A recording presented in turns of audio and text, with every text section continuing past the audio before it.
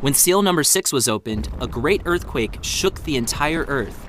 The sun turned black, the moon turned to blood, the stars fell from the sky, devastating every part of the planet. What John is describing sounds a lot like either nuclear warfare or a cosmic meteor shower. Either way, it's going to be bad. Seal number 7 is completely different from all of the other seals, but isn't opened until chapter 8. But first, we have to take a look at chapter 7.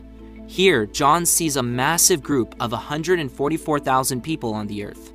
We're told that these are people from all 12 tribes of Israel who are protected by God.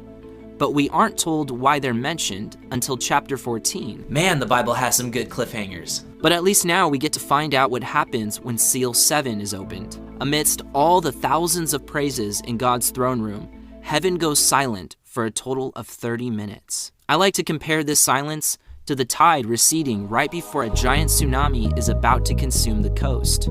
Except this time, God's wrath is about to consume the earth with 7 new judgments.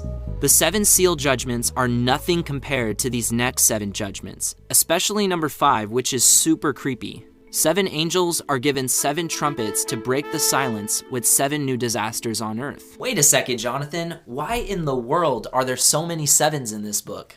7 is the number that represents completion in the Bible, which is why God created the earth in 7 days, for example. The book of Revelation is describing the ultimate completion of God's plan for the earth, which is why the number 7 is used so much. When the first angel blew his trumpet, hail and fire were thrown down to the earth, resulting in 1/3 of all trees and all of the grass being burned up.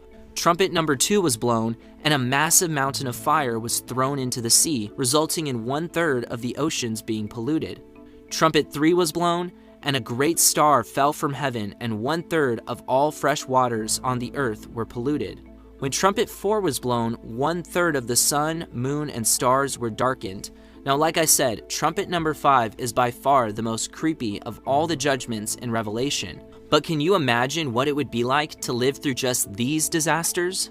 I don't know about you, but when I read about these first 4 trumpet judgments, they sound an awful lot like a global nuclear holocaust. John is doing the best he can to describe what he is seeing happen to the earth. Hail and fire fits the description of a nuclear explosion of fire and ice, and mountain of fire and falling star sounds like nuclear fireballs hitting the earth. This kind of nuclear exchange could certainly cause the destruction of 1/3 of the earth's vegetation, the pollution of 1/3 of the earth's waters, and the destruction of much of our atmosphere, resulting in what appears to be the darkening of the cosmos. Okay, now for the most creepy judgment of all, trumpet number 5.